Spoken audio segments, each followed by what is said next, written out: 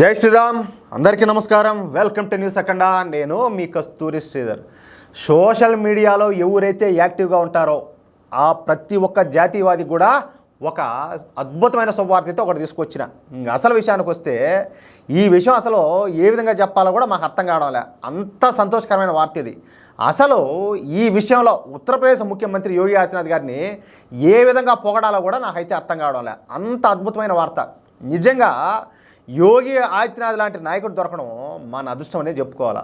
ఇంతవరకు ఎవరూ టచ్ చేయనటువంటి అంశాన్ని కూడా యోగి ఆదిత్యనాథ్ గారు టచ్ చేసి జిహాదీల బాక్స్ అయితే బద్దలగొట్టేశాడు. ఊరికైతే కాదు. అసలు విషయానికి వద్దాం. ఈ ఫేస్బుక్, ట్విట్టర్ ఈ రెండు కూడా సోషల్ మీడియా సంస్థలే.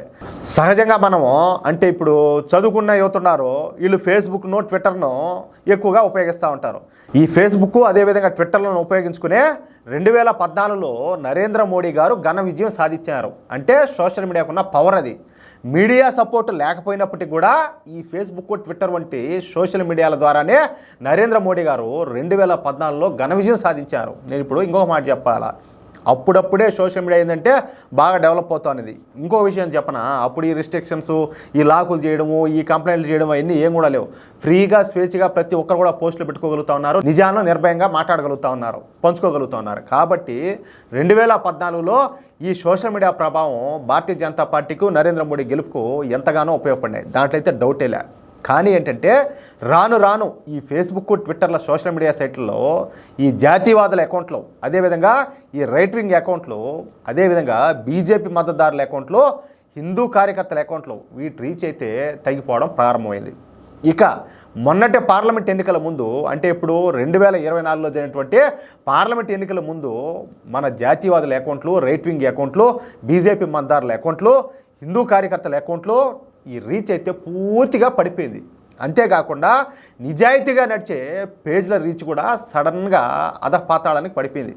నేను ఇక్కడ మీకు ఇంకో మాట చెప్పాలా, మన న్యూస్ అఖండ ఫేస్బుక్ పేజ్ ఉన్నది. ఎంత అద్భుతంగా అంటే అంతకుముందు మనం ఈ ఆర్టికల్స్ పెట్టేవాళ్ళం అన్నమాట. ఈ ఆర్టికల్స్ పెట్టిన కొద్ది నిమిషాలకే వందల్లో లైకులు, కామెంట్లు, షేర్లు. అసలు ఎంత అద్భుతంగా ఉండేదంటే మిలియన్ల మంది సబ్స్క్రైబర్లు, ఫాలోవర్లు ఉండేవాళ్ళకు ఆ వచ్చే లైకులు, షేర్లు, కామెంట్లు ఎన్నైతే ఉంటాయో మనకు కేవలం కొద్ది వేల మందితోనే, మనకు అంతా కలిసి ఒక 25,000 మంది ఫాలోవర్లు అనమాట మన పేజ్కు. అలాంటిది రీచ్ అంత అద్భుతంగా ఉన్నది. నేను గర్వంగా చెప్పుకుంటా ఉన్నా. చూడండి, చాలా ప్రముఖమైనటువంటి ఈ న్యూస్ ఛానల్కి సంబంధించిన పేజీలన్నీ ఉంటాయి కదా. ఈ తెలుగు రాష్ట్రాల్లో ఉన్నటువంటి ప్రముఖమైనటువంటి ఈ న్యూస్ ఛానల్కి సంబంధించి వాళ్ళ పేజీలు చూపించి చూడండి, వీళ్ళకి మిలియన్స్ మంది ఉన్నారు వీళ్ళకి ఫాలోవర్లు, కానీ వీళ్ళకంటే మన రీచ్ బాగుండదని చెప్పేసి ఎంతో గర్వంగా చెప్తా ఉన్నా. అదేవిధంగా మన వాళ్ళు కూడా, జాతీయవాదులందరూ కూడా న్యూస్ అఖండాను అంత బాగా సపోర్ట్ చేశారు. కానీ విషయం ఏంటంటే ఏ దుర్మార్గులు కళ్ళు పడినాయో, ఎవరు కుట్రలు పడినారో తెలియదు, కానీ మన ఫేస్బుక్ పేజ్ అయితే లాక్ చేసి పెట్టినారు. కనీసం ఇప్పుడు మనం పోస్ట్ చేయడానికి అవకాశం లేకుండా పోయింది. ఇటీవలే రీసెంట్గా ఏంటంటే నేను మళ్ళీ చెప్తే మళ్ళీ దాన్ని ఏమి ఇబ్బంది పెడతారో తెలీదు, అది మ్యాటరు. మొత్తానికైతే మన ఫేస్బుక్ పేజ్ అయితే పనిచేయాల, ఆ విధంగా చేసి పెట్టాను.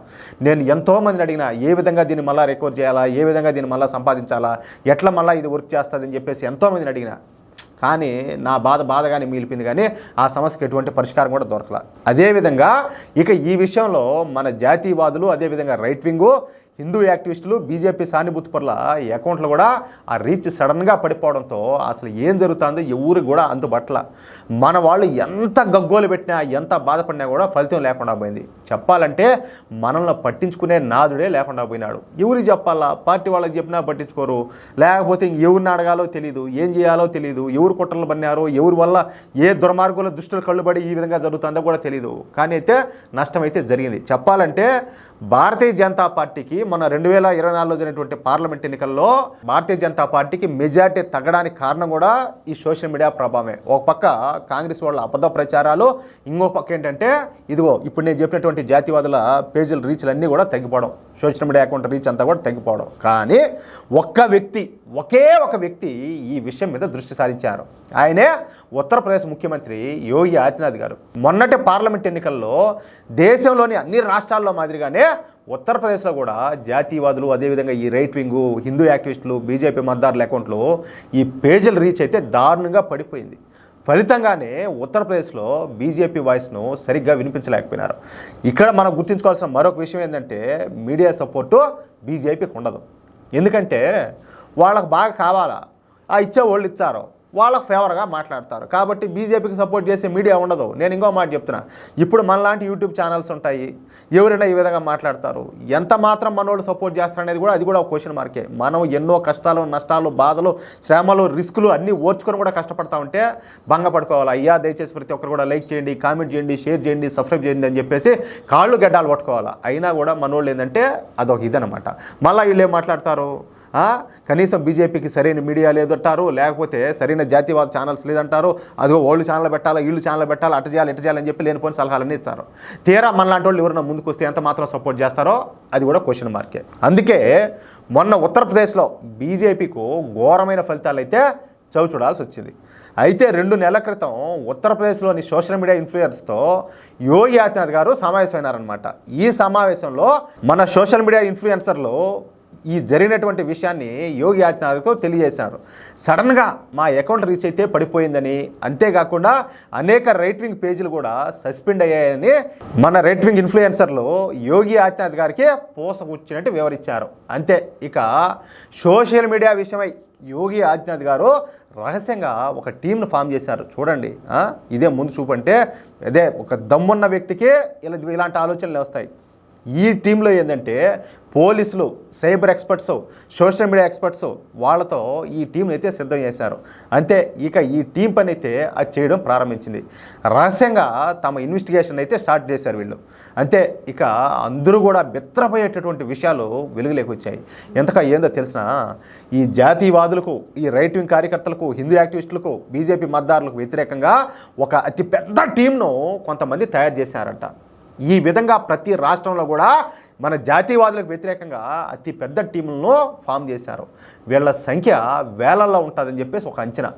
ఇక వీళ్ళు ఒక్కొక్క జాతీయవాద అకౌంట్ను, అదేవిధంగా జాతీయవాద పేజీలను టార్గెట్ చేయడం ప్రారంభించారు. అంటే జాతీయవాదుల అకౌంట్ల మీద, అదేవిధంగా పేజీల మీద రిపోర్ట్ కొట్టడమే వీళ్ళు చేసే పని. వీళ్ళందరూ కూడా టెలిగ్రామ్ను ఉపయోగించి అందులో జాతీయవాదుల అకౌంట్లు, పేజీల సమాచారాన్ని ఇచ్చి పుచ్చుకుంటారనమాట. ఇదిగో వీడు ఇట్లా పనిచేస్తున్నాడు, వీడు ఇక్కడ బాగా మాట్లాడుతున్నాడు, వీడు మంచి మంచి ఇన్ఫర్మేషన్లు అన్నీ కూడా షేర్ చేస్తున్నాడు, వీడు సోషల్ మీడియాలో బాగా యాక్టివ్గా ఉన్నాడు, వీడు రీచ్ అయితే తగ్గాలా, లేకపోతే ఏదో ఒక విధంగా వీడు పేజ్ కావచ్చు, లేకపోతే వీడి అకౌంట్ కావచ్చు బ్లాక్ చేయించాలా. అది కుట్ర. కాబట్టి దానికి తగ్గట్టుగా వాళ్ళందరూ కలిసి రిపోర్ట్లు కొట్టడం. ఎందుకు తగ్గుతుందంటే ఊరికైనా తగ్గేదా? ఇది ఎట్లా జరుగుతుంది. ఇక జాతీయవాదులు పెట్టే ప్రతి పోస్ట్ మీద వీళ్ళందరూ కూడా రిపోర్ట్లు కొడతా ఉంటారు. ఒకేసారి 100 మంది రిపోర్ట్లు కొడతా ఉండటంతో ఆటోమేటిక్గా జాతీయవాదుల పేజీలు, అదేవిధంగా ఐడియల్ రీచ్ను ఫేస్బుక్ కావచ్చు, ట్విట్టర్ యాజమాన్యము తగ్గిస్తుంది. అదేవిధంగా ఈ రిపోర్ట్లు మరీ ఎక్కువగా ఉంటే ఆయా అకౌంట్లను, పేజీలను సస్పెండ్ చేస్తారు.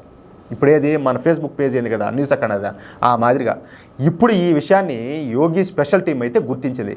గుర్తించడమే కాకుండా ఈ మాఫియా నడిపిస్తున్నటువంటి షాదాబు, అదేవిధంగా మెహతాబు వాళ్ళతో పాటు మరొక 4 స్పాట్లోనే పట్టుకొని అరెస్ట్ చేశారు.